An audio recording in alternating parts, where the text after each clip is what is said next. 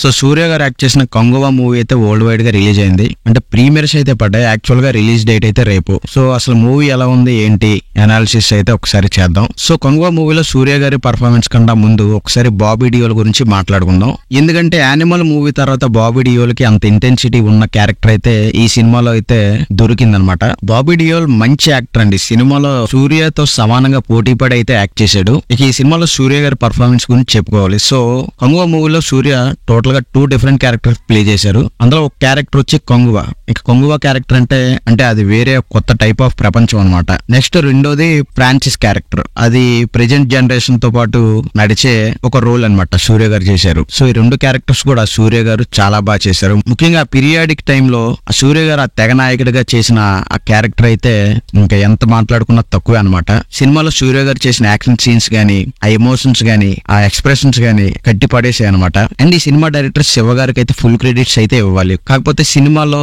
Shiva and team అని ఇచ్చుకున్నారు. So దీన్ని బట్టి అర్థం చేసుకోవచ్చు ఆ టీం అంతా కలిపి ఈ సినిమా కోసం ఎంత బాగా వర్క్ చేశారు. సో శివ అండ్ టీమ్ చేసిన హార్డ్ వర్క్ అయితే మనకి స్క్రీన్ మీద అయితే కనబడుతుంది. సో ఇదంతా పక్కన పెడితే అసలు కొంగువా సినిమా అంచనాలను అందుకుందా అంటే ఆబ్వియస్ గా అందుకుందనే చెప్పాలి. ఈ సినిమా కథ ఏంటి, అసలు కొంగువా ఏంటి, ప్రెజెంట్ జనరేషన్ లో ఫ్రాన్సిస్ ఏంటి, వీళ్ళు ఏం చేస్తారు, అసలు ఎందుకు వచ్చారు, లేదంటే మగధీర సినిమాలో లాగా 600 సంవత్సరాలు కథను వెనక్కలాగి ఏమైనా సినిమా ఉంటుందా, లేకపోతే బింబిసార సినిమాలో లాగా టైం ట్రావెల్ ఏమైనా ఉంటుందా, అసలు ఎలా ఉండబోతుంది, అటు చూస్తే ఏమో అదో ప్రపంచం, ఇటు చూస్తే ఏమో ఒక నాగరిక ప్రపంచం. సో వీటన్నిటికీ ఆన్సర్స్ అయితే తెర మీద దొరుకుద్ది. అంటే ఇప్పుడు ఏ మాత్రం హింట్ ఇచ్చినా సరే అది స్పాయిలర్ అయిపోద్ది. మీకు ఆ ఎమోషన్ గానీ ఆ కనెక్ట్ గానీ మీరు ఫీల్ అవ్వరు. సో ఇకపోతే సినిమాలో ఇద్దరు సూర్యాలు హీరో అనుకుంటే తెర వెనక హీరో మాత్రం దేవిశ్రీ ప్రసాద్ అని చెప్పాలి. ఎందుకంటే సినిమాకి దేవిశ్రీ ప్రసాద్ అయితే ప్రాణం పోసాడని చెప్పొచ్చు.